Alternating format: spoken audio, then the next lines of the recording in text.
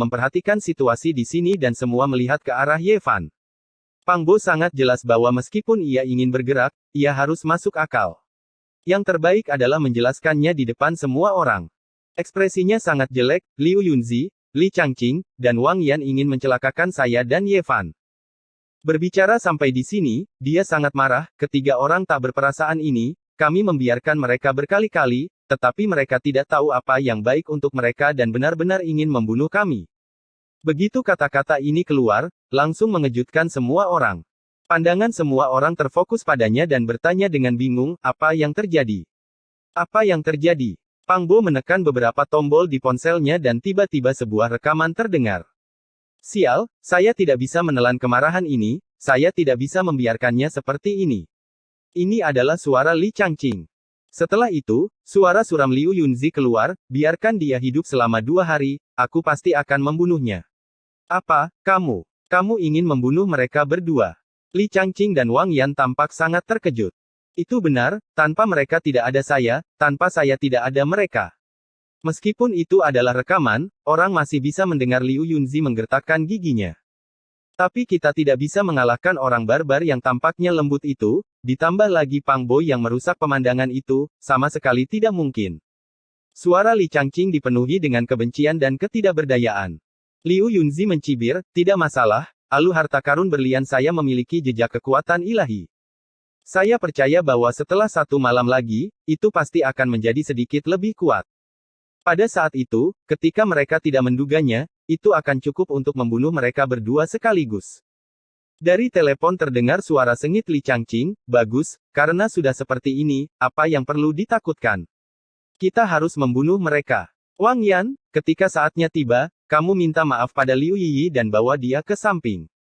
Saya selalu merasa bahwa tasbihnya tidak sederhana, mungkin juga masih ada sedikit kekuatan ilahi yang tersisa. Sayangnya, Anda pergi untuk bertukar dengan dia, tetapi ternyata seperti ini. Suara Liu Yunzi sangat tidak puas. Baiklah. Akhirnya, nada bicara Wang Yan juga menjadi dingin dan dia menyetujui permintaan Liu Yunzi. Pang Bo menutup teleponnya dan berkata, semua orang mendengarnya, kan? Ketiga orang ini ingin membunuhku dan Ye Fan. Jangan salahkan kami karena mengabaikan persahabatan kami. Pada saat ini, Ye Fan melangkah maju tanpa mengatakan apapun. Pang Bo mengikuti di belakang, dan Zhang Ziling juga dengan cepat menyusul. Yang lainnya berdiri dan mengikuti mereka ke dalam hutan. Aku, Liang, Yan, Tian, aku, adalah Long, aku, Pang, kamu, Z, kamu, Chen, kamu, kamu,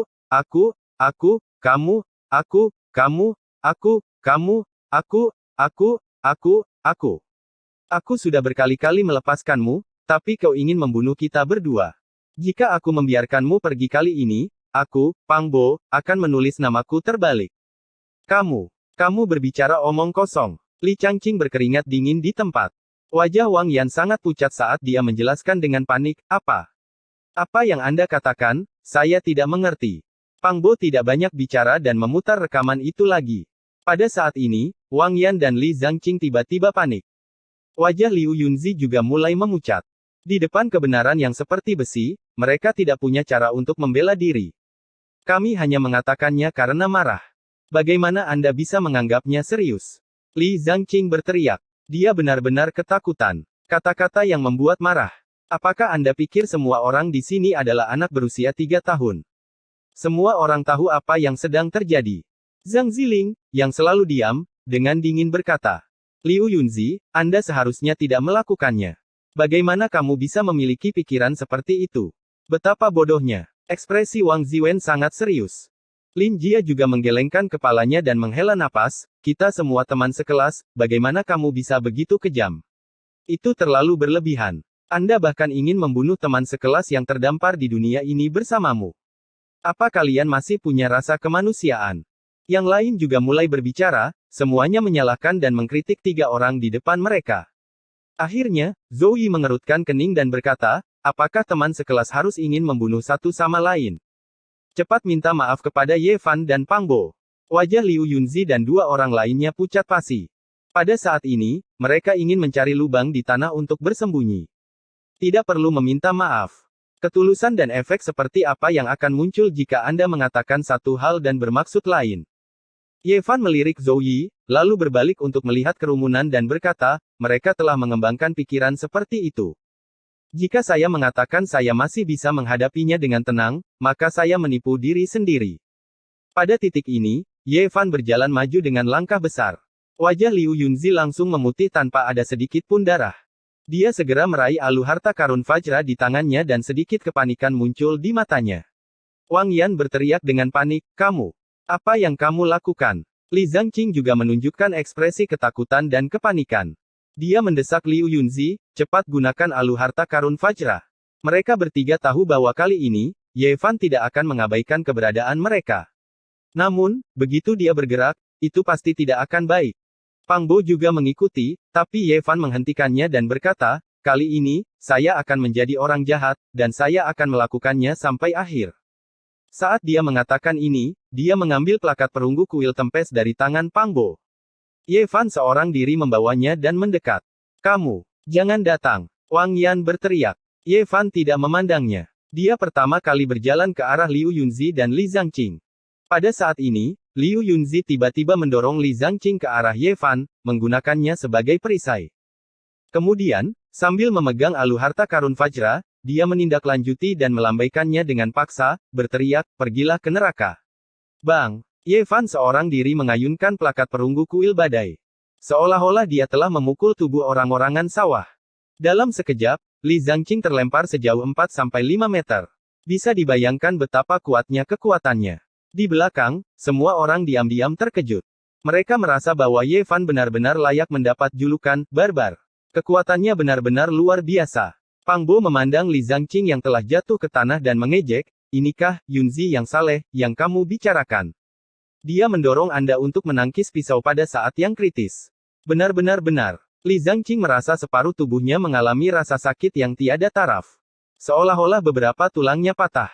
Dia berjuang untuk berdiri, tapi Pang Bo, yang telah berjalan ke depan, menginjaknya. Dia tidak bisa lagi bergerak. Klang. Pada saat ini, Ye Fan mengayunkan plakat perunggu kuil prahara dan dengan keras menghantamkannya ke alu harta karun Vajra. Tangan Liu Yunzi memiliki secercah cahaya kemegahan ilahi, tetapi tidak dapat memblokir kekuatan besar semacam ini. Dentang, dentang, dentang. Setelah 3 suara logam berturut-turut, Liu Yunzi dihantam ke tanah oleh Ye Fan. Dia berlutut di sana, dan lengannya tampak patah karena terus-menerus kejang. Alu harta karun Vajra berguling ke samping dan disingkirkan oleh Ye Fan. Pada saat itu, Zhang Ziling berjalan mendekat dan membawa Wang Yan ke depan.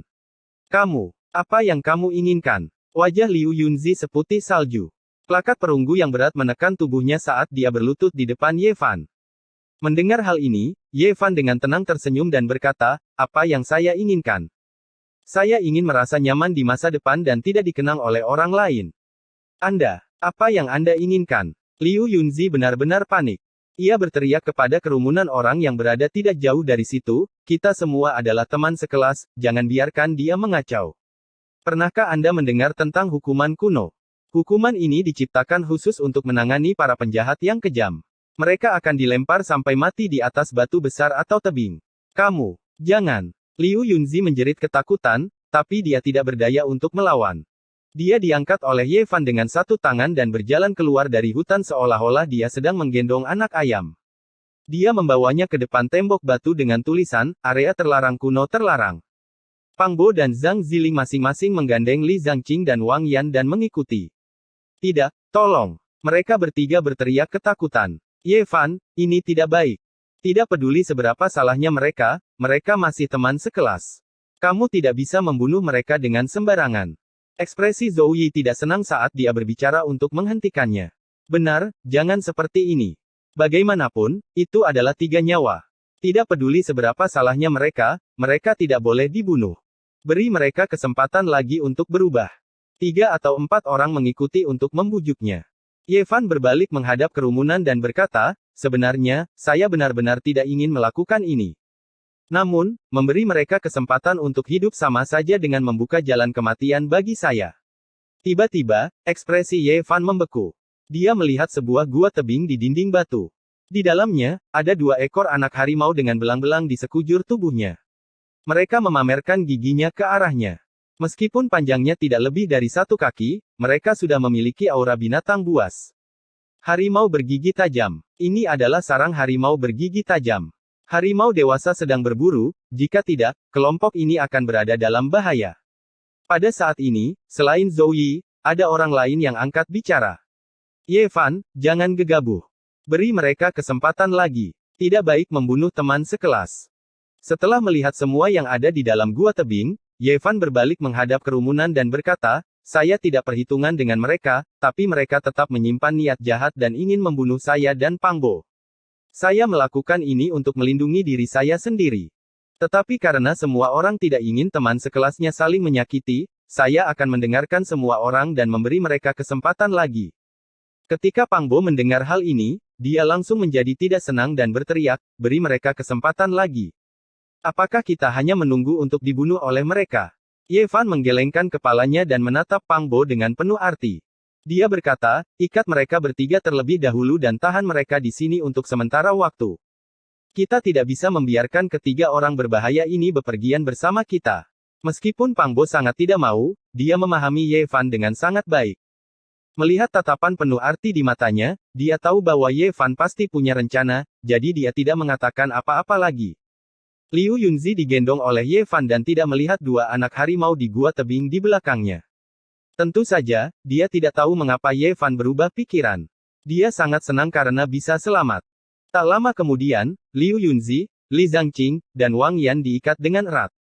Tali-tali itu adalah ikat pinggang di tubuh mereka dan pakaian yang telah dirobek-robek. Akhirnya, atas permintaan Ye Fan, mulut ketiganya juga disumpal. Ye Fan menggendong Liu Yunzi ke depan gua tebing dan langsung melemparkannya ke dalam. Ketika Pang Bo dan Zhang Ziling mendekat, mereka langsung tercengang. Kedua anak harimau itu sedang memamerkan giginya di dalam. Ini benar-benar sarang harimau. Keengganan di wajah Pang Bo langsung tersapu bersih dan dia hampir berteriak dengan keras. Dia akhirnya mengerti mengapa Ye Fan berubah pikiran.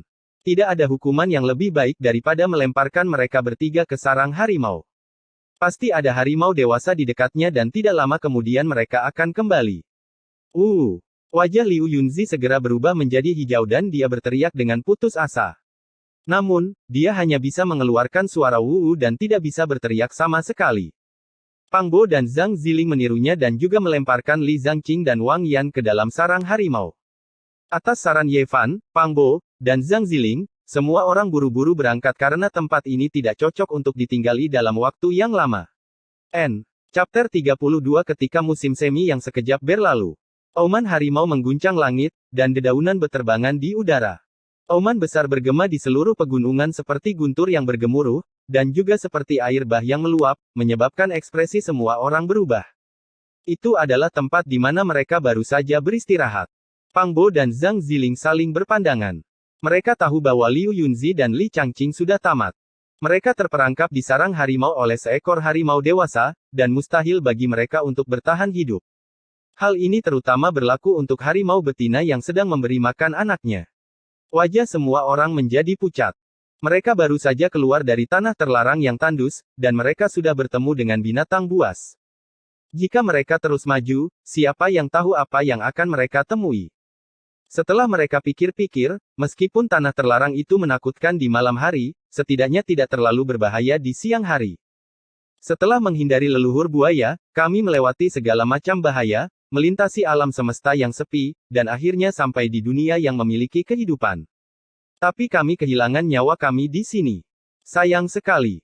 Zhou Yi melihat ke arah hutan yang berjarak 2-3 mil jauhnya dan berkata, auman harimau itu pasti disebabkan oleh Liu Yunzi, Li Zhangqing dan yang lainnya. Memikirkan hal ini, semua orang merasa kedinginan, dan pemandangan berdarah tanpa sadar muncul di depan mata mereka. Harimau ganas itu mencabik-cabik 3 tubuh, cakarnya yang tajam dan gigi putihnya meneteskan darah, menggerogoti daging. Pemandangan menakutkan semacam itu membuat orang merasa merinding. Ayo pergi. Mereka tidak bisa lama-lama berada di sini. Harimau itu ada di sini, dan sekitarnya adalah wilayah kekuasaannya. Setelah berlari sejauh 4 hingga 5 mil, semua orang akhirnya bisa bernapas lega. Mengapa hutan ini begitu sepi? Apakah kita kembali ke tanah terlarang yang tandus lagi? Pepohonan purba menutupi langit, dan hutan primitif itu sunyi. Tidak ada burung atau binatang buas, dan tidak ada lebah atau kupu-kupu. Semua binatang itu seakan-akan menghilang secara tiba-tiba. Arahannya tidak salah, tetapi semua orang merasa ada yang tidak beres, jadi mereka menjadi lebih berhati-hati. Setelah berjalan sekitar 2000 meter, semua jenis pohon purba yang menjulang tinggi, perlahan-lahan menjadi jarang. Area yang relatif terbuka muncul di depan mata semua orang. Itu adalah medan pegunungan yang sangat datar dan kering. Menginjaknya terasa seperti menginjak marmer yang kokoh. Tidak ada sehelai rumput pun yang tumbuh di sini, hanya ada beberapa bebatuan besar. Mengapa ada begitu banyak kegelapan di depan kita? Apa itu? Tampaknya seperti danau hitam yang sangat besar. Tempat ini dipenuhi oleh bebatuan besar, yang menghalangi semua orang untuk melihat. Setelah melewati tumpukan batu, barulah mereka bisa melihat pemandangan di depan mereka secara jelas. Semua orang terkejut. Sekarang saya akhirnya mengerti bahwa memang ada air yang jahat di dunia ini. Tidak peduli bagaimana saya melihat danau hitam ini, itu membuat saya merasa tidak nyaman. Saya belum pernah melihat danau hitam seperti ini sebelumnya. Danau hitam itu tak bernyawa, tanpa tanda-tanda kehidupan. Tidak hanya itu, pegunungan terbuka di sekitarnya juga telah menjadi tanah tandus. Bahkan rumput liar pun tidak bisa tumbuh di sini. Tempat ini seakan-akan menjadi zona terlarang bagi kehidupan. Saya pikir, saya rasa saya mendengar sesuatu. Suara seorang siswi bergetar, dan wajahnya pucat. Pada saat itu, yang lain juga mendengar suara sayup-sayup dan aneh. Suaranya sangat pelan, seakan-akan ada yang mengerang kesakitan. Krek. Tiba-tiba, terdengar suara retakan, seakan-akan ada benda keras yang pecah. Itu dia. Itu dia. Wajah Liu Yiyi pucat, dan dia menunjuk ke tepi danau hitam. Ada sebuah batu besar yang panjangnya lebih dari 10 meter tergeletak di sana. Sepertinya ada sesuatu yang terbaring di balik batu besar itu, dan hanya sebagian tubuhnya yang terlihat. Kulit tebal pada tubuhnya sekeras logam hitam, dan memiliki tekstur serta kilau emas hitam. Makhluk apa itu? Semua orang terkejut. Jangan khawatir, ayo cepat pergi dari sini. Sebuah danau hitam yang besar, gunung yang keras di mana tidak ada sehelai rumput pun yang tumbuh. Tinggal di tempat seperti itu, jelas bukan binatang buas. Krek. Suara retakan terdengar lagi, dan raungan pelan itu tampak lebih menyakitkan. Hewan itu tampak meronta-ronta, dan kemudian benar-benar membalikkan tubuhnya untuk menghantam batu besar itu. Batu besar itu, yang tingginya 7 hingga 8 meter dan panjangnya lebih dari 10 meter, terguling dalam sekejap. Batu itu menggelinding ke dalam air danau yang gelap gulita, menimbulkan gelombang hitam. Pada saat itu, semua orang akhirnya melihat binatang buas itu secara jelas. Panjangnya kurang dari 3 meter, dan tingginya kurang dari 1,5 meter. Itu tidak sebesar yang mereka bayangkan, tetapi justru karena itulah yang membuatnya lebih mengejutkan. Tubuh sepanjang 3 meter benar-benar bisa menjatuhkan batu sepanjang 10 meter dan setinggi 7 atau 8 meter ke dalam danau. Kekuatan besar semacam ini sungguh mengejutkan. Benda apa ini? Panjangnya kurang dari 3 meter, dan tampak seperti sepotong besi hitam yang besar. Benda itu terlihat sangat kokoh, dan memiliki kekuatan yang tidak tertandingi. Pada pandangan pertama, sapi ini tampak seperti sapi jantan yang gagah, tetapi setelah dicermati lebih dekat, ternyata sangat berbeda. Ada 9 tanduk tajam di kepalanya, dan tanduk-tanduk itu sangat tajam, serta memancarkan cahaya hitam pekat. Selain itu, makhluk itu sebenarnya memiliki 5 mata, dan ketika mata itu terbuka dan tertutup, cahaya darah menyembur keluar. Di dalam mulutnya yang lebar, gigi-gigi tajamnya yang panjangnya lebih dari setengah kaki terlihat seperti belati. Mereka bersinar dengan cahaya dingin, dan itu menakutkan. Ia memiliki aura yang pahit dan ganas. Ini adalah binatang buas yang menakutkan yang belum pernah dilihat oleh siapapun sebelumnya. Dengan sekali lihat, orang bisa tahu bahwa itu sangat ganas. Hanya dengan melihatnya dari jauh saja, jantung orang sudah berdebar-debar. Sepertinya sedang berganti kulit. Seseorang menunjukkan ekspresi terkejut, dan berkata dengan suara pelan. Di bagian belakang binatang buas berwarna hitam itu, terdapat lubang besar yang perlahan-lahan terbuka, menampakkan bagian tubuh baru di dalamnya. Bahkan lebih gelap dan berkilau, seakan-akan ditempa dari emas hitam. Ayo, mumpung masih ganti kulit, kita harus segera meninggalkan tempat ini. Ini seperti seekor jangkrik yang melepaskan cangkangnya. Metode pertumbuhan semacam ini yang terjadi pada binatang buas sungguh aneh, dan tampak sangat jahat. Untungnya, saat itu sedang terjadi transformasi. Kalau tidak, tidak ada yang berani membayangkan akibatnya yang mengerikan. Jika mereka menemukan harimau ganas yang mengaum seperti guntur barusan, mungkin harimau itu akan jinak seperti anak kucing kecil di depan binatang jahat ini. Binatang ini dapat dengan mudah menjatuhkan batu setinggi 7 atau 8 meter dan panjang 10 meter ke dalam danau. Sulit untuk membayangkan betapa menakutkannya binatang buas semacam ini. Semua orang takut tetapi tidak dalam bahaya. Mereka mengitari danau hitam besar itu, dan suara gemuruh yang pelan dan menyakitkan di belakang mereka berangsur-angsur memudar hingga menghilang. Sekali lagi, mereka mendaki gunung yang pendek dan melihat puncaknya di kejauhan. Bangunan-bangunan di sana menjadi semakin jelas. Skalanya sangat besar, dan istana-istana itu bersambung. Seolah-olah istana dari surga telah jatuh ke dunia manusia. Mengapa saya merasa tubuh saya memanas? Seorang siswi berkata kepada siswi lain di sampingnya dengan sedikit malu. Saya juga merasakan hal yang sama. Pada saat itu, semua orang menemukan ketidaknormalan satu sama lain. Kulit mereka sangat merah, seakan-akan darah akan menetes. Semua orang merasa sangat panas, seakan-akan ada api yang berkobar di dalam tubuh mereka. Saya tidak tahan, sangat tidak nyaman. Seorang siswi berjongkok di tanah dengan rasa sakit yang luar biasa dan berteriak, "Ini sangat menyakitkan, daging saya terasa seperti akan mengering." Dia tidak bisa mengendalikan dirinya sendiri, dan air mata mengalir di wajahnya. Dia jatuh ke tanah dan terus berguling-guling. Kemudian, siswa kedua dan ketiga tidak tahan lagi. Tubuh mereka memerah, dan jejak darah merembes keluar dari kulit mereka. Mereka jatuh ke tanah dan berguling-guling kesakitan. Apa yang terjadi? Apa yang terjadi? Semua orang menyadari keseriusan masalah ini.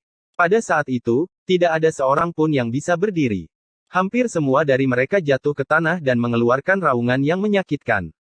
Daging mereka terasa seperti terkelupas, dan seluruh tubuh mereka kesakitan seolah-olah sedang dipotong oleh pisau. Ah! Akhirnya, seseorang tidak tahan lagi. Dia berteriak dan berguling-guling, meninggalkan jejak darah di tanah. Saya tidak ingin mati. Seseorang berteriak ngeri. Ini adalah bencana yang tiba-tiba. Tidak ada yang tahu mengapa hal itu terjadi, dan mereka sama sekali tidak tahu kondisi mereka sendiri. Mereka hanya merasa seperti dipotong-potong secara perlahan. Biarkan aku mati. Sangat tidak nyaman. Mereka meronta, menangis, berguling-guling, dan berteriak. Banyak orang yang hampir putus asa. Mereka meraung keras, dan rasa sakit membuat pikiran mereka berangsur-angsur kabur. Pada akhirnya, tubuh semua orang dikelilingi oleh lapisan kidarah, seakan-akan ada nyala api berwarna darah yang menyala. Pergulatan hebat dan raungan yang menyakitkan membuat gunung itu tidak lagi damai. Burung-burung dan binatang buas di sekitarnya melarikan diri dengan ketakutan. Ini adalah penyiksaan yang tidak manusiawi. Rasanya seperti berada di api penyucian, mengalami penyiksaan yang paling menyedihkan di dunia. Pada akhirnya, semua orang pingsan karena rasa sakit yang luar biasa. Tak satu pun dari mereka yang bisa tetap sadar. Setelah jangka waktu yang tidak diketahui, gunung berangsur-angsur menjadi tenang, dan suara gemuruh yang menyakitkan menghilang. 2 jam kemudian, Ye Fan, yang sedang berbaring telentang di rerumputan, menjadi orang pertama yang terbangun. Langit berwarna biru, dan dia dikelilingi oleh suara burung dan serangga. Dia segera duduk. Tubuhnya tidak lagi terasa sakit. Malahan, dia penuh energi, dan seluruh tubuhnya terasa nyaman. Seolah-olah dia memiliki energi yang tak terbatas. Dia merasa seperti bisa mencabik-cabik harimau bertaring tajam hidup-hidup. Akan tetapi, dia segera menemukan sesuatu yang aneh. Pakaian yang dikenakannya menjadi terlalu besar. Pakaian itu longgar di tubuhnya dan sama sekali tidak cocok untuknya. Dia mengulurkan tangannya dari lengan bajunya yang lebar. Saat dia melihat mereka, dia, yang selalu tenang, tiba-tiba berteriak kaget. Apakah ini masih telapak tangannya? Ye Fan dengan cepat berdiri. Dia merasa bahwa semuanya begitu tak terbayangkan. Pakaian di tubuhnya longgar, seperti pakaian penyanyi opera. Namun, bukan pakaiannya yang menjadi lebih besar. Sebaliknya, tubuhnya menjadi lebih kecil. Pada saat ini, tubuhnya seperti anak muda berusia 11 atau 12 tahun. Pada saat ini, Pang Bo, yang berada tidak jauh dari situ, terbangun. Dia mengusap matanya yang mengantuk dan melihat Ye Fan berdiri tidak jauh. Dia segera menunjukkan ekspresi terkejut dan berkata, "Bocah pengecut, siapa kamu? Dari mana kamu berasal? Sial, kenapa kamu memakai pakaian Ye Fan?" Pada titik ini, ia seakan merasakan ada sesuatu yang tidak beres. Dia membalikkan badan dan duduk, lalu dengan cepat berdiri. Setelah itu, dia berteriak seolah-olah dia telah melihat hantu. "Mengapa pakaian saya menjadi lebih besar? Tidak, mengapa tubuh saya menjadi lebih kecil? Saat dia berbicara, dia menatap Ye Fan dengan terkejut dan tergagap, kamu. Kamu Ye Fan. Pada titik ini, dia menutup mulutnya karena suaranya menjadi semakin seperti anak muda, penuh dengan ketidakdewasaan. Melihat Pang Bo, yang berada tidak jauh dari situ, Ye Fan juga bingung. Dia benar-benar masih muda dan belum dewasa. Dia tampak berusia 11 atau 12 tahun, tapi samar-samar dia bisa melihat bayangan Pang Bo dewasa. Apa yang terjadi pada kita? Pang Bo datang ke sisi Ye Fan dan berteriak dengan penuh semangat. Dia benar-benar terstimulasi. Saya pikir, kita mungkin telah kembali ke masa muda kita. Ye Fan juga terkejut sampai-sampai tidak tahu apa yang sedang terjadi. Dia hanya bisa membuat penilaian seperti itu. Mereka berdua sekarang tampak tidak dewasa, sangat berbeda dari sebelumnya.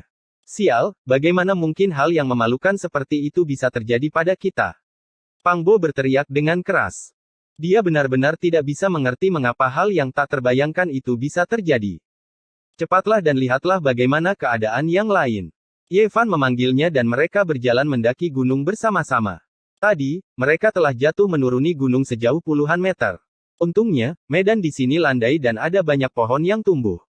Kalau tidak, mereka akan berada dalam bahaya. Bisa dibayangkan betapa mereka telah berjuang belum lama ini. Sekarang setelah mereka memikirkannya, rasa sakit seperti itu masih terasa mengerikan. Ketika mereka tiba di puncak gunung, Ye Fan dan Pang Bo langsung tercengang. Pang Bo berteriak, siapakah pria dan wanita tua yang terlihat begitu lesu ini? Lebih dari 10 mayat tergeletak di tanah. Sejauh mata memandang, yang terlihat adalah hamparan tengkorak-tengkorak putih dengan kulit yang keriput. Mereka sudah sangat tua. Namun demikian, mereka semua mengenakan pakaian orang yang tidak asing lagi. Tidaklah berlebihan jika dikatakan bahwa mereka berusia 70 atau 80 tahun. Mereka benar-benar sudah sangat tua dan tidak bisa dikenali. Mereka tidak mungkin Zhou Yi, Wang Ziwen, Lin Jia, Li Xiaoman, dan yang lainnya, bukan. Dalam sekejap mata, keindahan itu telah menua. Mereka berdua merasakan mulut dan lidah mereka menjadi kering saat mereka berdiri di puncak gunung seperti patung tanah liat. Chapter 33 Pemuda Berambut Putih. Ye Fan memandangi selusin pria tua berambut putih itu dan terdiam untuk waktu yang lama. Mereka pasti teman sekelasnya, tapi mereka semua telah menjadi seperti ini. Itu benar-benar menakutkan. Pang Bo juga tercengang. Dia merasakan ketakutan dan jantungnya berdebar-debar. Jika dia menjadi seperti ini, dia bahkan akan merasa ingin mati. Mereka berdua bergegas menghampiri dan memeriksa kondisi semua orang. Untungnya, mereka semua masih bernapas dan tidak ada yang membahayakan nyawa mereka. Hei, Pang Bo menemukan Liu Yi di rerumputan. Dia tidak menunjukkan tanda-tanda penuaan dan masih selembut dan sehalus sebelumnya. Matanya terpejam dan dia tampak menyedihkan. Hal ini membuat Ye Fan dan Pang Bo sangat gembira. Mereka memiliki hubungan yang baik dengan Liu Yi sejak mereka masih di sekolah. Sekarang, mereka sangat bersimpati padanya dan tentu saja tidak ingin sesuatu yang buruk terjadi padanya. Ye Fan menemukan Zhang Ziling di bawah pohon tua. Dia tampak berusia 40-an. Meskipun dia tampak telah kehilangan waktu, dia tidak setua Zhou Yi dan yang lainnya. Ziling yang tampan telah menjadi seorang paman. Itu lebih baik daripada menjadi paman Ziling. Ye Fan dan Pang Bo saling berbisik. Tidak lama kemudian, Liu Yi terbangun. Ketika dia melihat Ye Fan dan Pang Bo, mulutnya terbuka lebar karena terkejut. Tak lama kemudian, Zhang Ziling juga terbangun. Ketika dia menyadari kondisinya, dia tidak bisa menahan diri untuk tidak berteriak. Dari seorang pemuda di masa jayanya menjadi seorang paman yang jujur, tidak ada yang bisa menerima hal ini. Ziling, jangan terlalu bersemangat. Lihatlah kondisi mereka dan Anda akan merasa lebih baik. Mendengar hal ini, Zhang Ziling memandang Zhou Yi, Li Xiaoman, dan yang lainnya dan tertegun.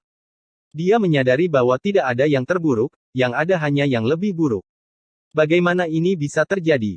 Dia linglung, tetapi dia jauh lebih baik daripada sebelumnya ketika dia putus asa. Dari sekitar selusin orang yang hadir, Ye Fan dan Pang Bo telah kembali ke masa muda mereka. Liu Yi tidak berubah sama sekali. Zhang Ziling telah kehilangan 20 tahun, dan yang lainnya telah berubah menjadi pria dan wanita tua, tubuh mereka memburuk.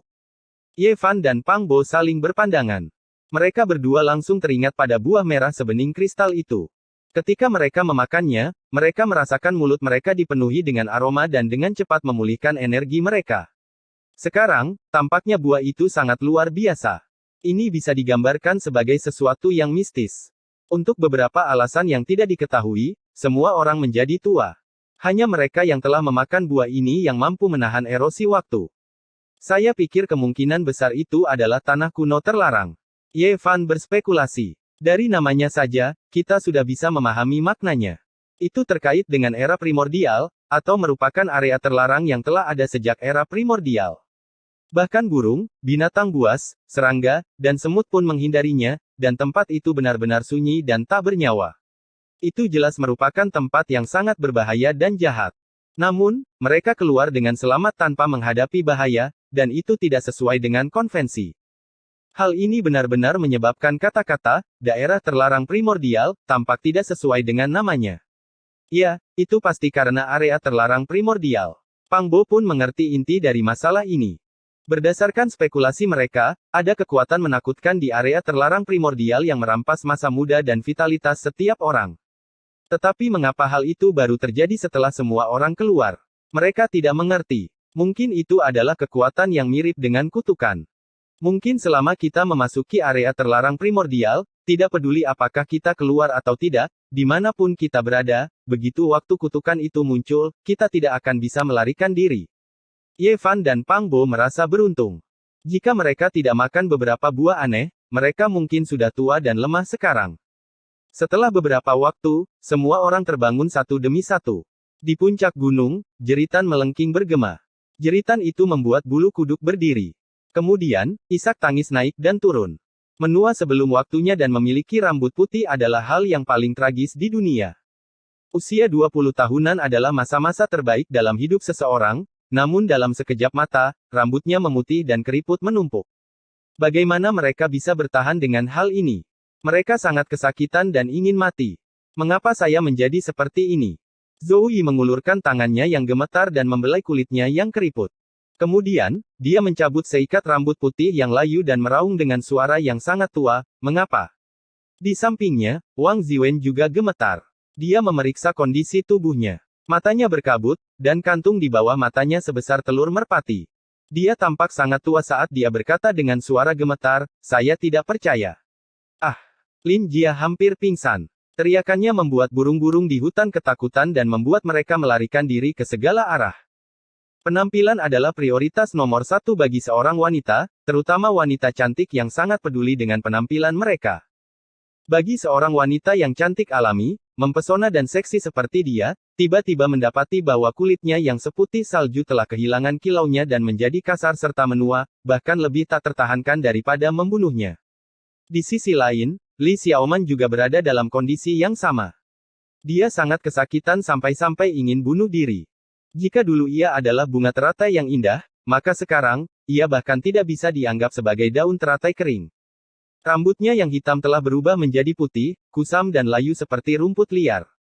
Melihat Ye Fan berjalan mendekat, Li Xiaoman langsung berteriak, "Jangan mendekat." Dia menutupi wajahnya dengan tangannya dan menangis tanpa henti. Kemudian, dia membenamkan kepalanya di antara kedua lututnya. Ye Fan tidak berjalan mendekat untuk menghindari kegelisahan. Dia menghibur kerumunan dengan keras, berkata, "Jangan putus asa. Bahkan dewa pun ada di dunia ini. Apa yang tidak bisa terjadi? Pasti ada solusinya." Ada suasana yang suram dan suram di puncak gunung. Banyak orang yang sangat kesakitan sehingga mereka berharap mereka mati.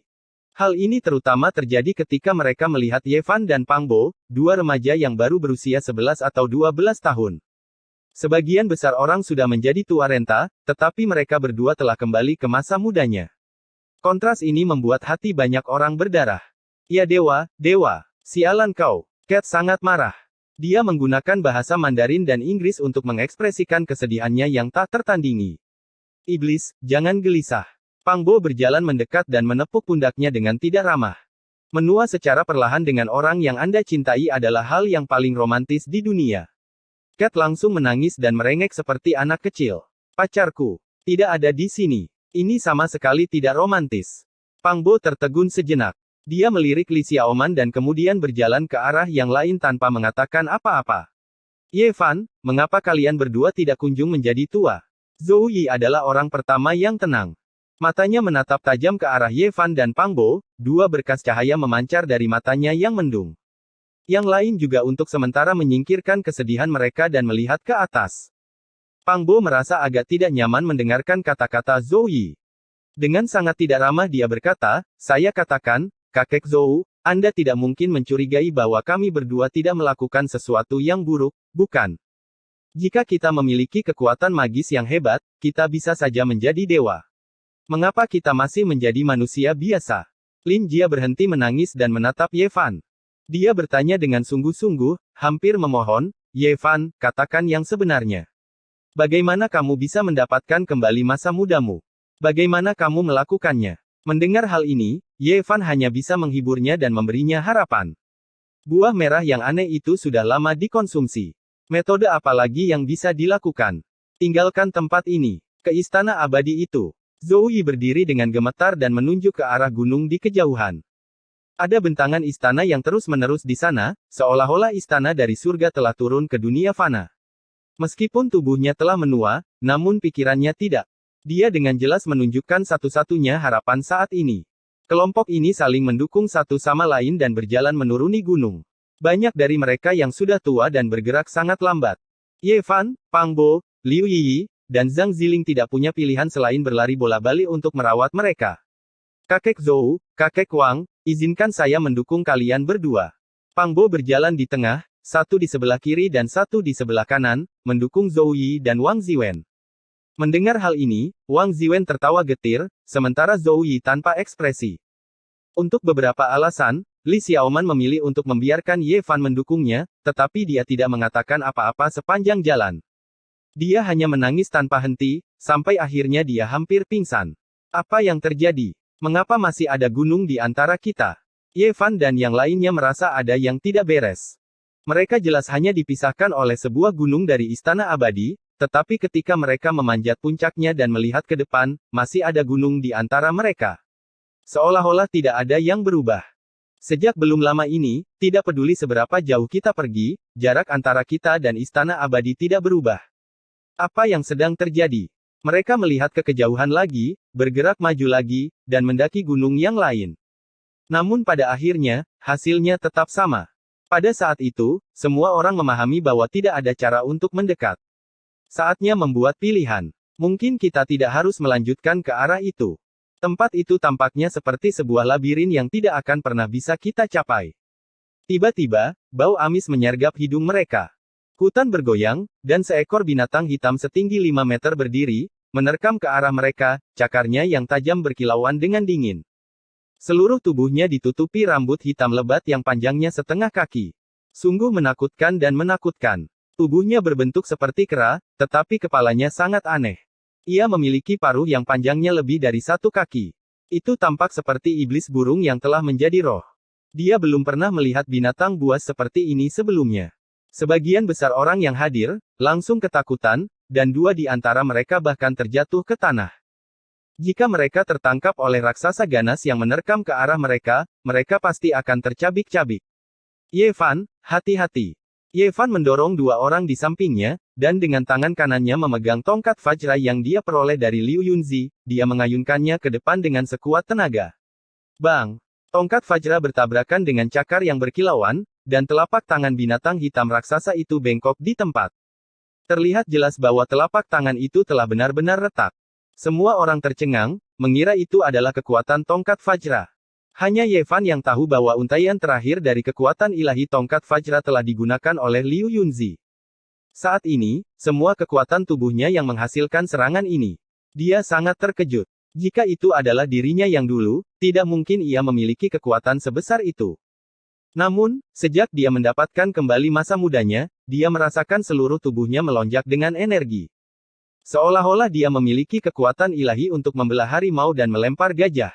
Binatang raksasa itu mengeluarkan teriakan sedih yang tak tertandingi. Ia membuka paruhnya dan dengan kejam mematuk Ye Fan. Pada saat yang sama, cakarnya yang berkedip-kedip menghantam dengan keras. Gerakan Ye Fan sangat cepat, dan dia menghindar dengan kecepatan yang tak terbayangkan. Dia melesat ke belakang binatang raksasa itu dan mengayunkan tongkat Vajra dengan sekuat tenaga, menghantamkannya dengan keras ke punggung binatang raksasa itu. Suara tulang-tulang patah segera terdengar. Bang! Sulit untuk membayangkan betapa hebatnya kekuatan itu. Binatang hitam setinggi 5 meter itu seperti boneka kayu yang dihancurkan oleh tongkat Vajra sejauh 8 atau 9 meter. Binatang itu jatuh dengan keras ke tanah dan meronta-ronta selama beberapa saat sebelum akhirnya tidak bisa bergerak lagi. Semua orang tercengang. Mereka tidak bisa mempercayai apa yang baru saja mereka lihat. Tubuh barbar itu telah menyusut menjadi seukuran anak laki-laki berusia 12 tahun. Dia terlihat lebih halus dan pendiam, tetapi kekuatan dan kecepatannya telah mencapai tingkat yang mengerikan. Itu sangat mengejutkan. Semua orang merasa takut tetapi tidak terluka, dan mereka menghela napas panjang. Kemudian, ada sebuah diskusi. Mereka tidak mengerti bagaimana Ye Fan bisa memiliki kekuatan ilahi seperti itu. Mereka iri dan cemburu. Langit berangsur-angsur menjadi gelap, dan jejak terakhir dari matahari yang terbenam menghilang. Semua orang tidak mau menyerah dan mendaki ke puncak yang lain. Mereka menemukan bahwa masih ada sebuah gunung di antara mereka dan istana surgawi. Jaraknya tidak pernah berubah. Pada saat itu, semua orang benar-benar kecewa dan memutuskan untuk tidak pergi ke sana lagi. Namun demikian, pada saat itu, pelangi tiba-tiba muncul di langit. Tampak seperti pelangi yang melintasi langit, dan ini sangat memikat di langit yang gelap. Itu, whoosh! Cahaya pelangi itu tiba-tiba berubah arah dan terbang ke arah mereka. Kecepatannya begitu cepat sehingga membuat orang tidak bisa berkata-kata. Rasanya seperti pelangi yang melintasi langit, dan tiba dalam sekejap mata. Chapter 34 Legenda Orang-orang Terpencil. Ada pelangi selebar 1 meter dan sepanjang 2 meter di langit. Pelangi itu terang dan berkilauan, seperti kristal yang tembus cahaya. Di dalamnya ada seorang gadis muda berusia sekitar 18 atau 19 tahun. Kulitnya seperti batu giok, bentuk tubuhnya ramping, pinggangnya ramping, dan kakinya lurus. Dia mengenakan gaun biru muda yang berkibar tertiup angin. Dia memiliki temperamen dunia lain. Semua orang berada dalam keadaan linglung. Gadis muda dan cantik ini seperti peri, tidak tercemar oleh aura dunia fana. Dia memiliki kecantikan dunia lain, seperti teratai putih bersih dengan tetesan embun yang bergulir, atau teratai salju yang segar di atas gunung bersalju. Dia memancarkan perasaan dunia lain. Tidak ada kekurangan gadis yang sangat cantik di dunia ini, tetapi sangat sulit untuk menemukan gadis yang memiliki temperamen dunia lain. Seakan-akan ia telah melompat keluar dari dunia fana dan berbaur dengan dunia alami. Gadis cantik ini sangat tenang. Dia menatap kerumunan orang di bawah dan mengatakan sesuatu. Suaranya sangat menyenangkan untuk didengarkan. Namun, semua orang merenung sejenak sebelum mereka mengerti apa yang dia maksud. Dia bertanya tentang identitas mereka. Bahasa ini sangat mirip dengan bahasa Tiongkok kuno dan membawa perasaan yang lembut. Kita perlu menganalisisnya dengan cermat untuk memahami maknanya. Kami adalah sekelompok orang yang sedang dalam kesulitan. Apa kau seorang peri? Bisakah kau menyelamatkan kami? Seorang siswi tiba-tiba menangis. Saat itu, tubuhnya sudah layu, dan kulitnya keriput. Dia sudah tua dan lemah. Akhirnya, dia melihat seorang gadis yang tampaknya adalah peri. Dia segera menangis minta tolong. Lin Jia dan Li Xiaoman juga melangkah maju dengan wajah penuh harapan. Mereka awalnya adalah wanita yang sangat cantik dan sombong. Tapi sekarang mereka telah mengalami pukulan seperti itu bahkan lebih buruk daripada kematian. Terutama ketika mereka melihat seorang gadis muda yang begitu cantik dan mengharukan, itu membuat mereka semakin bersemangat untuk mengembalikan penampilan asli mereka. Bintik-bintik cahaya berkilauan di langit. Seolah-olah saripati pelangi telah diekstraksi dan dipadatkan menjadi sepotong batu giok yang indah dan berharga. Batu ini menyegel seorang gadis seperti peri di dalamnya. Pada kenyataannya, pelangi yang bagaikan kristal itu tidak membeku. Tampaknya hanya memiliki tekstur. Gadis di dalam tidak terikat sama sekali. Rambutnya yang hitam bagaikan air terjun, menari-nari lembut tertiup angin. Matanya seperti air, berkabut dan berkabut. Kulitnya seputih salju dan berkilau dengan sedikit kilau. Dia sangat luar biasa dan cantik. Anda telah memasuki tanah kuno yang terlarang. Itu adalah kalimat yang lembut dan menyenangkan. Semua orang harus merenung sejenak sebelum memahami arti dari bahasa Tiongkok kuno ini. Ya, kami melarikan diri dari sana. Seorang siswi menangis tak berdaya. Dia menatap langit dengan ekspresi memelas. Ketika gadis dalam cahaya pelangi mendengar hal ini, wajahnya yang tenang tiba-tiba berubah, menampakkan ekspresi yang sangat terkejut. Untuk bisa keluar hidup-hidup, sungguh tidak mudah, katanya lirih. Selain itu, matanya terus-menerus menyapu Liu Yi, Zhang Ziling, Pang Bo, dan Ye Fan. Pada akhirnya, dia sepertinya memikirkan sesuatu dan menunjukkan ekspresi yang sangat terkejut. Dengan cemas dia bertanya, apakah ini usia Anda yang sebenarnya? Tidak, kami belum setua itu. Saya tidak tahu mengapa kami masih memiliki vitalitas bahkan setelah kehilangan masa muda selama puluhan tahun, seorang siswa laki-laki buru-buru menjawab. Kemudian, dengan gugup dan penuh harap ia menatap gadis itu di langit. Namun, gadis itu tidak menatapnya. Seolah-olah dia sudah tahu bahwa mereka telah kehilangan masa muda dan vitalitas mereka. Dia bertanya pada Ye Fan dan Pang Bo. Ye Fan menjawab, kami awalnya adalah anak muda berusia 20-an. Saya tidak tahu mengapa beberapa dari kami menua, sementara yang lain mendapatkan kembali masa mudanya. Benarkah? Gadis di langit itu menunjukkan ekspresi heran. Dia menatap Ye Fan dan Pang Bo dan dengan cemas bertanya, apakah kamu makan buah merah? Warnanya merah cerah dan berkilau, sebening kristal. Ye Fan yakin bahwa buah aneh yang mereka makan adalah buah yang dijelaskan oleh gadis itu. Dia tidak punya pilihan selain mengakuinya. Lagi pula, Zhou Yi dan yang lainnya juga telah melihatnya.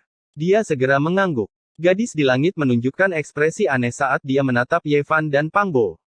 Seolah-olah dia sedang memeriksa harta karun yang berharga. Ditatap oleh gadis yang begitu murni dan cantik membuat mereka berdua merasa sedikit tidak nyaman. Bolehkah saya bertanya, apakah orang tua masih bisa diselamatkan? Wang Ziwen merasa sulit untuk tetap tenang dalam situasi ini. Dia benar-benar ingin tahu apakah dia bisa mendapatkan kembali masa mudanya. Jangan putus asa. Meskipun sulit untuk memulihkan penampilan Anda juga telah mendapatkan banyak hal dari kehilangan masa muda Anda.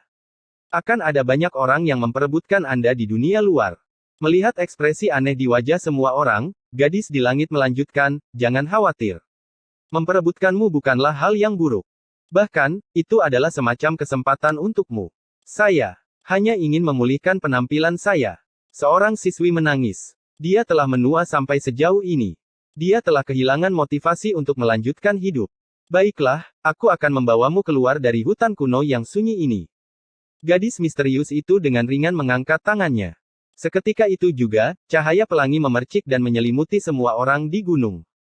Dia perlahan-lahan membawa mereka ke langit dan membawa mereka untuk berdiri berdampingan dengannya. Tempat ini sangat jauh dari tempat yang ada tanda-tanda kehidupan manusia. Jika Anda ingin berjalan sendiri, hampir tidak mungkin. Ada banyak binatang buas yang menakutkan di hutan purba ini. Bahkan saya hanya bisa memilih untuk mengambil jalan memutar saat bertemu dengan mereka. Pang Bo menunjukkan ekspresi aneh dan bertanya, bukankah kamu datang dari istana surgawi di depan? Istana surgawi. Gadis di langit menunjukkan ekspresi bingung dan berkata, istana surgawi apa? Pang Bo menggunakan jarinya untuk menunjuk ke arah gunung yang tinggi di depan mereka dan berkata, bukankah ada banyak istana di sana? Istana-istana itu bersambung dan megah. Ada banyak sekali istana dan Anda dapat melihat banyak burung bangau bermahkota merah terbang di sana. Legenda itu benar adanya. Gadis itu menunjukkan ekspresi yang aneh. Legenda apa? Apa kamu tidak melihatnya? Ya, saya tidak melihat apa-apa. Gadis dalam pelangi mengungkapkan ekspresi bijaksana dan berkata, daerah terlarang dari zaman kuno yang sunyi, daerah terlarang untuk kehidupan. Sejak zaman kuno, mereka yang memasukinya dan keluar hidup-hidup semua mengatakan bahwa mereka melihat istana surgawi. Istana itu berada tepat di depan mereka, tetapi mereka tidak pernah bisa menyentuhnya. Seperti yang diharapkan, semua orang menyadari bahwa pengalaman mereka membuktikan bahwa apa yang dikatakan gadis itu benar. Seseorang bertanya, mungkinkah itu hanya ilusi? Ini bukanlah ilusi. Hanya pada waktu tertentu dan dengan metode khusus, seseorang dapat benar-benar mendekati istana langit. Namun, keberuntungan besar semacam itu bukanlah sesuatu yang bisa didapatkan oleh orang biasa. Itu adalah sesuatu yang hanya bisa dilihat tetapi tidak bisa didapatkan. Zhou Yi sangat prihatin dengan masalahnya sendiri dan berkata, mereka yang memasuki area terlarang, beberapa dari mereka keluar hidup-hidup. Bagaimana nasib mereka pada akhirnya? Gadis itu secantik pohon giok. Dia menatapnya dan dengan tenang menjawab, mereka yang memasuki area terlarang akan mati 100 kali lipat. Bahkan jika mereka keluar hidup-hidup, rambut mereka akan seputih es dan hidup mereka akan berakhir. Namun, lautan penderitaan mereka juga akan diaktifkan.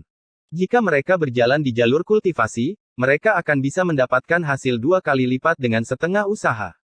Bisakah mereka mendapatkan kembali kemudahan mereka? Ini sangat sulit, tetapi bukan berarti tidak mungkin. Seiring dengan semakin dalamnya kultivasi seseorang, kekuatan hidup mereka secara alami akan menjadi lebih kuat. Setelah mencapai alam tertentu, mereka bahkan mungkin bisa mengubah penampilan mereka. Kata-kata gadis itu langsung melahirkan harapan pada banyak orang. Apa sebenarnya yang ada di area terlarang di era purba? Kekuatan seperti apa yang membuat kita kehilangan masa muda kita? Pertanyaan ini bisa dikatakan sudah sangat tua. Sejak zaman dahulu, banyak orang yang menanyakan pertanyaan ini, tetapi tidak ada yang bisa memberikan jawaban yang jelas. Gadis itu memimpin kelompok yang terbang dengan kecepatan tinggi. Bintik-bintik cahaya mengelilingi mereka seperti pelangi yang membelah langit. Cahaya lembut itu menghalangi angin astral, sehingga mereka dapat berbicara tanpa halangan. Dia terus berbicara, legenda mengatakan bahwa di bawah jurang area terlarang, ada kehancuran. Sepertinya itu adalah seseorang dari zaman purba, tetapi bisa juga merupakan kekuatan yang menakutkan. Apakah tidak ada yang menjelajahinya? Ye Fan tidak bisa tidak bertanya. Sejak zaman purba, banyak orang yang telah menjelajahinya, tetapi tanpa kecelakaan, hampir semuanya meninggal. Gadis misterius itu berbalik untuk melihat hutan purba di belakangnya dan berkata, setiap inci tanah di sana telah diwarnai merah dengan darah. Dulu ada gunungan mayat, dan mereka yang meninggal semuanya adalah para ahli. Saat itu, ketika tanah suci sekte abadi tertentu mencapai periode paling makmur dalam sejarah, mereka mengirimkan semua kekuatan mereka dan mengumpulkan puluhan ribu pembudidaya yang kuat untuk membunuh mereka di sana. Mereka ingin membuka area terlarang di era purba dan mendapatkan item ilusi dalam legenda. Namun, puluhan ribu orang tewas di sana. Tanah suci sekte abadi ini hampir terhapus dari dunia ini. Pada akhirnya, hanya 3-5 orang yang berhasil melarikan diri, dan warisan mereka hampir terputus. Itu menakutkan. Pang Bo tidak bisa berkata-kata. Itu adalah tanah iblis yang telah diwarnai dengan darah tak berujung. Sangat disayangkan bahwa tidak hanya puluhan ribu pembudidaya yang kuat dari tanah suci sekte abadi berubah menjadi abu, tetapi bahkan beberapa ahli top menjadi budak terpencil di bawah jurang era purba, diperbudak untuk selamanya. Ketika semua orang mendengar hal ini, mereka tidak bisa tidak memikirkan bayangan menakutkan yang mengayunkan rantai besi raksasa yang panjangnya ratusan meter. Kemungkinan besar itu adalah apa yang disebut budak terpencil. Pelangi warna-warni itu sangat cepat, secepat kilat. Hutan purba yang tak berujung di bawahnya dengan cepat surut, tetapi meskipun demikian, mereka masih membutuhkan waktu 1 jam penuh untuk mencapai tepi hutan. Saat itu, langit sudah mulai gelap. Di kejauhan, sebuah kota kecil terlihat terang benderang. Begitu mereka mendekat, 7 atau 8 cahaya pelangi melesat ke langit. Semua pelangi itu memiliki warna yang berbeda, dan di dalam setiap pelangi terdapat sebuah siluet. Wei Wei telah kembali. Apakah Anda menemukan sesuatu di sekitar area terlarang di era purba? Karena nenek moyang kita merasakan area terlarang di era purba, para ahli di surga gua secara alami tidak mungkin tidak merasakannya. Ada beberapa tetua di dalam cahaya pelangi. Mereka tampaknya adalah para tetua dari gadis bernama Wei Wei. Orang-orang ini, apakah mereka secara tidak sengaja memasuki area terlarang di era purba dan keluar hidup-hidup? Setelah mendengar jawaban tegas dari gadis bernama Vivian, para tetua pun tertawa terbahak-bahak. Hahaha, lumayan. Lautan kepahitan, dalam tubuh mereka telah diaktifkan. Mereka adalah bibit yang bagus untuk dibudidayakan. Mereka segera mendarat di kota dan berjalan ke sebuah aula yang terang benderang. Bagaimana mereka bisa begitu mudah? Ketika mereka melihat Ye Fan dan Pang Bo, para tetua terkejut dan sulit untuk percaya. Mungkinkah mereka memakan buah yang legendaris itu? Ini tidak mungkin. Salah satu tetua tidak percaya. Dia berkata dengan heran, 9 gunung suci membentuk jurang dari zaman purba. Legenda mengatakan bahwa ada mata air suci dan buah suci yang aneh di setiap gunung suci. Ada 9 mata air suci dan 9 jenis buah suci secara total. Jika Anda mendapatkannya, Anda akan terlahir kembali. Namun, bagaimana mungkin manusia bisa mendekati tempat itu? Chapter 35 Cara Kerja Dunia Ini. Di aula yang terang benderang, mata para tetua setajam kilat. Mereka melihat sekeliling dan mengamati kelompok Ye Fan dengan terkejut. Mengapa kalian semua berpakaian sangat aneh? Mengapa rambut Anda begitu pendek? Kalian semua adalah manusia biasa, mengapa kalian secara tidak sengaja memasuki tanah terlarang yang sunyi? Mengapa bahasamu begitu aneh? Dari mana kamu berasal? Dengan kekuatanmu, bagaimana kamu bisa begitu dekat dengan jurang sunyi dan memetik buah ilahi yang legendaris? Para tetua sangat berhati-hati dan teliti. Mereka terus mengajukan pertanyaan untuk mencari tahu asal-usul mereka.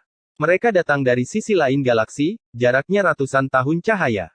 Bahkan jika mereka terbang selama jutaan tahun, mereka tetap tidak akan bisa mencapai sisi ini. Bagaimana mereka bisa mengatakan hal-hal seperti itu? Kelompok Yevan tetap diam. Kenapa kamu tidak bicara? Salah satu mata tetua itu menatap tajam. Bahkan jika kami mengatakan yang sebenarnya, apakah Anda akan mempercayai kami? Yevan memandang orang-orang di aula, dengan tenang dan tenang berkata, kampung halaman kami sangat jauh dari sini. Hanya karena kami mendaki gunung kuno, kami tiba di sisi lain dunia, tidak tahu di mana kami berada, tidak dapat berbalik dan melihat ke kejauhan. Beberapa tetua saling memandang, lalu salah satu dari mereka mengangguk dan berkata, bisa dimengerti. Pasti ada seorang ahli yang tak tertandingi yang meletakkan aura di gunung kuno itu. Itu bisa langsung membuat matahari dan bulan kehilangan cahayanya, dan bintang-bintang bergerak. Namun, metode semacam ini benar-benar menakutkan. Karena para tetua tidak mengajukan pertanyaan lagi, kelompok Yevan tidak menyebutkan tentang penarikan peti mati oleh 9 naga. Mereka juga tidak menyebutkan bahwa mereka telah melewati alam semesta yang sepi dan tiba di sisi lain galaksi. Pada saat itu, lampu tembaga, mangkuk sedekah, dan lonceng kuno di tangan kelompok Yevan menarik perhatian para tetua. Ini adalah ekspresi salah satu tetua menjadi serius. Dia menerima lampu tembaga dari tangan Yevan dan memeriksanya dengan cermat. Setelah sekian lama, barulah dia menghela napas panjang dan berkata, teknik yang sangat brilian. Saya menduga bahwa sumbu lampu telah mengembangkan roh, tapi sayang sekali sudah hancur, tidak ada meridian yang bisa diikuti di dalamnya. Kemudian, dia dengan hati-hati memeriksa mangkuk sedekah, lonceng kuno, dan plakat perunggu. Wajahnya penuh dengan keterkejutan dan rasa kasihan saat dia berseru, ini semua adalah barang bagus, bagaimana bisa semuanya hancur? Semua pola Dao yang berharga di dalamnya telah dihancurkan, jadi tidak mungkin untuk membongkar metode ini. Pada saat itu, Yevan tidak menanggapi. Kata-katanya sebelumnya bisa dikatakan kedap air. Bahkan jika Zhou Yi dan yang lainnya mengungkapkan kebenaran setelah itu, kata-katanya tidak akan bertentangan dengan kebenaran. Namun, kali ini berbeda.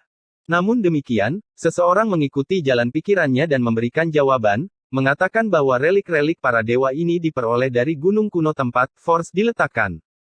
Bahkan ketika mereka secara misterius memasuki area terlarang di zaman kuno yang sunyi, mereka tidak tertinggal. Jelas bahwa Yevan bukanlah satu-satunya yang tidak ingin membicarakan masalah sisi lain dari langit berbintang.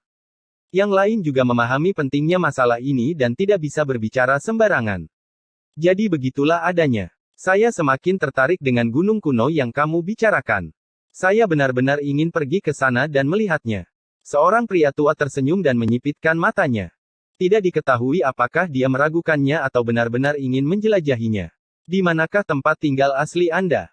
Apakah Anda memiliki gambaran kasar di mana tempatnya? Tanya seorang pria tua lainnya.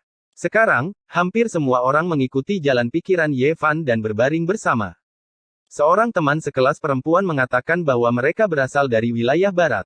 Wilayah barat. Jika itu masalahnya, Anda datang dari gurun barat yang luas dan tak terbatas.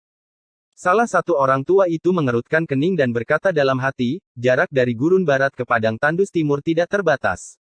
Bahkan jika saya terbang di atas pelangi, saya khawatir itu akan memakan waktu lebih dari 30 tahun. Siapa yang memiliki bakat yang begitu hebat untuk meletakkan kekuatan yang begitu kuat di gunung kuno itu? Tak terbayangkan.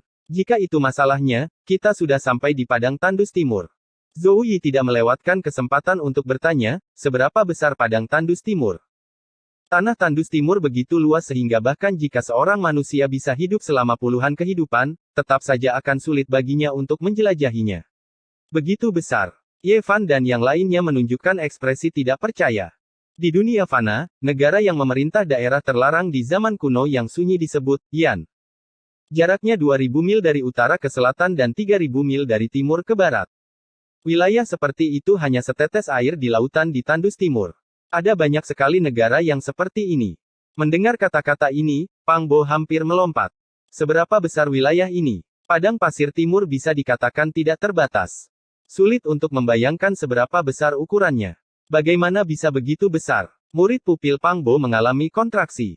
Dia merasa bahwa fakta-fakta ini sangat bertentangan dengan akal sehat. Itu terlalu sulit dipercaya. Namun, ketika ia berpikir tentang keberadaan dewa di dunia ini, ia hanya bisa menggelengkan kepalanya. Melihat Pang Bo terkejut, para pria tua itu semua tersenyum. Pemuda yang baru berusia 11 atau 12 tahun ini akan menjadi benih yang akan mereka kembangkan di masa depan. Salah satu dari mereka melanjutkan, meskipun negeri Yan hanya sebuah sudut dari padang tandus timur, namun hal itu tidak asing. Daerah terlarang di zaman kuno yang sunyi adalah salah satu dari 7 daerah terlarang di padang tandus timur yang luas. Semua orang terdiam untuk waktu yang lama. Mereka telah memperoleh banyak informasi yang berguna dan sangat terkejut. Tadi, Anda menyebutkan Gurun Barat. Bagaimana perbandingannya dengan Gurun Timur? Wang Ziwen lebih teliti dan mau tidak mau menanyakan pertanyaan ini. Dari segi ukuran, Gurun Barat dan Gurun Timur hampir sama. Keduanya sangat luas dan tak terbatas. Setelah mendengar jawaban seperti itu, hati semua orang bergejolak. Betapa luasnya wilayah itu. Namun, yang lebih mengejutkan mereka adalah apa yang akan datang. Seorang pria tua melanjutkan, Gurun Timur, Gurun Barat, Pegunungan Selatan, Dataran Utara, dan Dataran Tengah. Di antara semuanya, Dataran Tengah adalah yang terbesar. Dapat dikatakan tidak terbatas dan misterius. Bahkan para pembudidaya pun tidak bisa melewatinya. Semua orang membatu. Mulut mereka kering dan tidak bisa berkata apa-apa lagi. Para orang tua itu sangat puas dan menyemangati mereka, manusia terlalu kecil dalam kehidupan, seperti semut. Mereka bahkan tidak bisa memahami seperti apa dunia tempat mereka hidup. Hari ini, Anda semua memiliki kesempatan untuk melihat ke bawah ke tanah yang luas ini. Selama Anda mau berkultivasi, Anda akan dapat menggerakkan angin dan awan dan berdiri di atas awan. Butuh waktu lama bagi semua orang untuk kembali sadar. Beberapa dari mereka ragu-ragu dan berkata, kami berkultivasi. Itu benar. Anda telah memasuki tanah kuno terlarang. Meskipun Anda telah kehilangan masa muda Anda, dunia ini seimbang. Kamu telah mendapatkan sebanyak yang kamu hilangkan. Dunia kultivasi penuh dengan duri.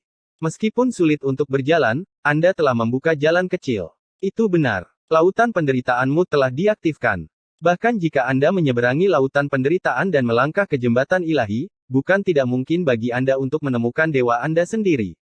Beberapa orang tua menyemangati mereka dan ingin membimbing mereka di jalan kultivasi. Ada 6 gua yang diberkati di negara Yan. Tempat kultivasi kami adalah salah satunya. Tentu saja, itu tidak ada di sini. Bukan di dunia fana, jawab seorang pria tua sambil tersenyum. Negeri Yan hanyalah setetes air di lautan di wilayah Tandus Timur. Ada 6 gua terberkati di sudut dunia ini. Berapa banyak sekte langit yang ada di dunia ini? Pang Bo bergumam. Jelas sekali bahwa orang-orang tua ini melihat dia dan Ye Fan dengan cara yang berbeda. Mereka tidak menunjukkan ketidaksenangan. Sebaliknya, mereka tersenyum dan berkata, jangan terlalu ambisius. Dasar-dasarnya adalah yang paling penting. Gua-gua yang diberkati ini diwarisi dari tanah suci. Dasar-dasarnya jelas merupakan yang terbaik di dunia. Selain itu, jika Anda dapat menjulang tinggi di masa depan, kami akan memberi Anda ruang yang lebih luas untuk berkembang. Itu benar. Seorang pria tua lainnya berkata dengan bangga, meskipun kami hanya sebuah gua yang diberkati, kami adalah bagian dari tanah suci yang terkenal di wilayah Tandus Timur. Jika Anda cukup berbakat di masa depan, Anda mungkin akan dipilih untuk menjadi murid dari tanah suci itu. Pada titik ini, beberapa orang tua memandang gadis muda, Vivian, dengan penuh kasih sayang dan berkata, Vivian adalah talenta langka yang muncul sekali dalam 1000 tahun di gua-gua yang diberkati. Dia akan segera terpilih untuk dikirim ke tanah suci. Kami benar-benar tidak tega melepaskannya, tapi kami tidak ingin menunda kultivasinya. Pada saat itu, terdengar suara tawa dari luar aula. Gua terberkatimu tidak cukup baik. Jika Anda memiliki bakat yang baik, Anda dapat mengirimnya ke gua terberkati kami. Kudengar kau menemukan lebih dari 10 bibit yang bagus untuk dibudidayakan. Lebih dari 10 cahaya berwarna pelangi turun dari langit satu demi satu. Mereka semua memasuki aula tanpa diundang. N.